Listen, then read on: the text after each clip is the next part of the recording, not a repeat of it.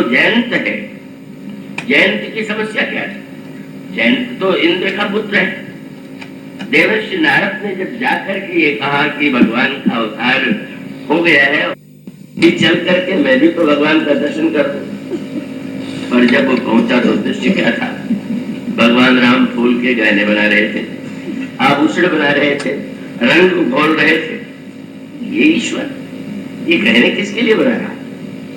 जब वो सीता जी को पहनाने लगे, जब उनका श्रृंगार करने लगे, तो उस दृश्य को देख करके उसने सोचा नारद जी की मति भ्रष्ट हो गई। ये ईश्वर का काम है। ये तो कोई भी संसार का श्रृंगारी कामुक व्यक्ति अपनी पत्नी का श्रृंगार करता है, पत्नी को सजाता है, पत्नी के प्रति राग करता है। इनमें विशेषता क्या है? ये जो दृष्टि नहीं थी नारद से, अगर उसने केवल सूचना के स्थान पर दृष्टि भी पा लिया होता, इसलिए बेचारे की एक आंख टूट गई। एक आंख फोड़ने का अर्थ ये है कि तुझे देखने की सही दृष्टि नहीं मिली, और उस दृष्टि के कारण ही तेरे अंतःकरण में द्वैत बुद्धि का उदय हो गया। मानो फिर वही संकेत कि ईश्वर जब कोई भी लीला करे तो लीला का अर्थ यही है कि जब जो लीला करते हैं वो पूरी तरह से करते हैं। जब श्रृंगार की पराकाष्ठा, श्रृंगार की लीला में श्रृंगार की परिपूर्णता, शांत रस की परंपरा में शांति वैराग्य की पराकाष्ठा, जिस भूमिका में प्रभु के कितने रूप आपको मानस में मिलेंगे, कहां कहां आप उनका दर्शन करेंगे। कभी प्रभु महर्षियों के आश्रम में जाकर के सत्संग करते हैं, प्रश्न करते हैं, जिज्ञासा करते हैं। कहीं पर भगवान श्री राम मुनियों को के श्री लक्ष्मण को कथा सुनाते हैं, और कहीं भगवान श्री राघवेंद्र का लक्ष्मण जी और सीता जी क्या सुनना चाहते हैं, इसकी जिज्ञासा है। देखो उनके मन में तो श्रेष्ठ ही बात सुनने की आकांक्षा है। और गोस्वामी जी कहते हैं, जय विधि सी लखन सुख लहनी, सोई रघुनाथ करही सोई कहे, कहीं पुरातन कथा कहानी, सुनहि लखन से अति सुख मानी। इसका अभिप्राय कि जब लक्ष्मण सब कुछ छोड़ करके मेरे साथ आया हुआ है, तो लक्ष्मण को किसी वस्तु का अभाव का अनुभव नहीं होना चाहिए। वो पिता की भूमिका भी कर लेते हैं, माँ की भूमिका भी कर लेते हैं, भाई की भूमिका भी कर लेते हैं। मानो प्रभु उतने रूप ग्रहण कर लेते हैं जितने रूपों की आवश्यकता लक्ष्मण जी के जीवन में है। और इसीलिए गोस्वामी जी कहते हैं, छिन छिन लखी सिय राम पद जानी आप पर लेह। जब देखते हैं कितना प्यार करते हैं, दोनों के मन में कितना स्नेह है, तो करतन सपने लखन चित बंधु माप पितुगे। जब सीता जी के संदर्भ में है तो प्रभु जो है अयोध्या छोड़ करके आई है, आभूषणों का परित्याग करके आई है, जनकपुर के वैभव का आकर्षण नहीं है। और तब आपकी प्रेम की पराकाष्ठा यही है कि उस समय स्वयं पुष्प चुन करके लाते हैं, आभूषण पहनाते हैं। अगर दृष्टि हो तो लगेगा कि कितने उदार है, कितने प्रेम में परायण है, कितना रसपूर्ण हृदय है। पर अगर जयंत जैसी दृष्टि होगी तो लगेगा हम लोगों जैसे तो है। स्वर्ग में भी हम लोग एक किया करते हैं, अप्सराओं के साथ विहार करते हैं, अप्सराओं का श्रृंगार करते हैं। और तब इसीलिए यह जो संकेत आता है, अंत में कल्याण भी नारद जी के द्वारा ही हुआ। नारद जी के द्वारा बने। अब उसने सोच लिया कि अरे कौन ये ईश्वर, इसमें क्या बल रखा हुआ है, और तब बन गया कौवा। ये दो कौवे हैं, एक विश्वासी कौवा, एक अविश्वासी कौवा। भूषुंडी जी विश्वास की पराकाष्ठा और जयंत अविश्वास की पराकाष्ठा, और दोनों में अंतर यही है कि एक जो है भगवान की भक्ति के रस के पान के लिए, उसके लिए कौवा बना हुआ, और ये सुरपति शुद्ध धरी बाय से देखा, सच चाहत रघुपति बल देखा, ये में पिपीली का सागर था मूढ़ मन मति पावन चाहा। क्या किया प्रभु श्री सीता जी का श्रृंगार करते हैं, फटिक शिला पर पत्ते और पुष्पों की पंखड़ियां सीता जी को बैठाते हैं, और उनके मस्तक में आप श्रृंगार करते हैं, तिलक लगाते हैं। उस दृश्य को देख करके भक्त धन्य हो रहे हैं। पर उसने देखा कि श्रृंगार करने के बाद जनक नंदिनी की गोद में सिर रख करके प्रभु वहां पर उस आसन पर अधलेटे से है, और तब जयंत को लगा कि मैं परीक्षा तो लूं, और वो कौवे के देश में आकर के जनक नंदिनी के चरण में चोंच का प्रहार कर देता, और चरण का प्रहार करते ही सीता चरण चोंच हाथी भागा, मूढ़ मंद मति कारण कागा। कितना मंद बुद्धि है कि जिन चरणों में अपने आप को अर्पित करना चाहिए उन चरणों में प्रहार करना, जहां अपना अनुराग अर्पित करना चाहिए वहां अनुराग नष्ट करने का, राग ही तो रक्त है ऐसा। और वह रक्त जब जनक नंदिनी के चरणों से निकला, वे नहीं बोली, नहीं बताया, लेकिन उस रक्त का स्पर्श जब प्रभु के पृष्ठ से हुआ, चला रोज रुधिर रघुनायक जाना। और तब जयंत तो निश्चिंत था कि धनुष बाण धारी भी है तो क्या हुआ, धनुष बाण लेके तो बैठे हुए नहीं। कितनी प्रभु की लीला की पूर्णता। अबे नहीं कि श्रृंगार कर रहे तो धनुष बाण रखे कर, इसका अर्थ है कि धनुष बाण जहाँ युद्ध का अवसर है वहां धनुष बाण है, और यहाँ जहाँ श्रृंगार का है तो वो तो श्रृंगार की भूमिका में ही आप संलग्न है।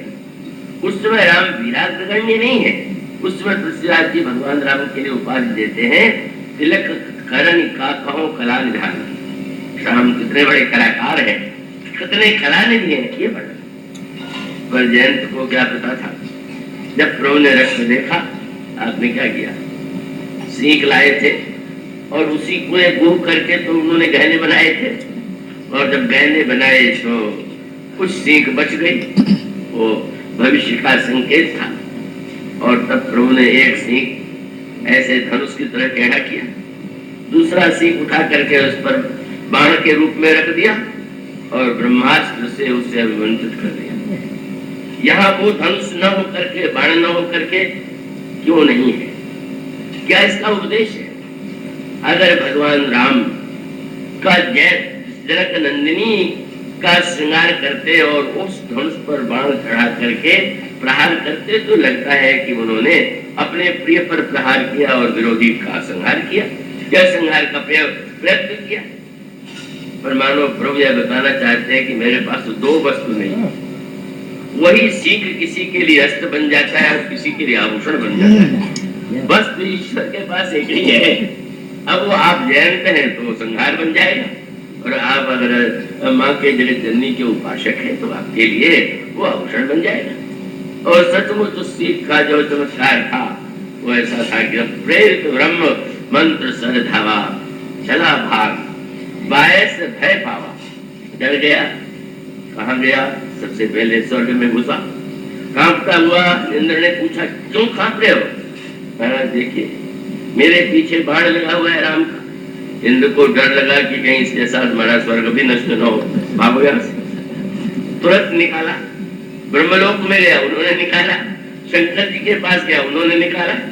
ब्रह्म धाम सुपुर सब लोका, फिरा भ्रमित भय व्याकुल शोका, पर काबू बैठन कहा न होही, रात्रि को सखई राम पर द्रोही, मात मृत्यु पितु समर समाना, सुधा होई विष सुन हरि जाना, मित्र करई सतर्प कई करणी, ताका विबुध नदी वैतरणी, सब जगत ही अनलहु ते ताका, जो रघुवीर विमुख सुरव्रत।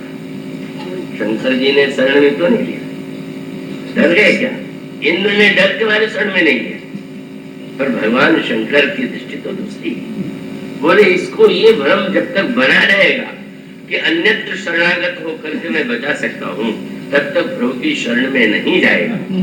इसलिए उन्होंने उसको नहीं बैठने दिया। अलग अलग वहां भय है तो यहाँ पर उसके कल्याण की वृत्ति। और तब किसने कल्याण किया?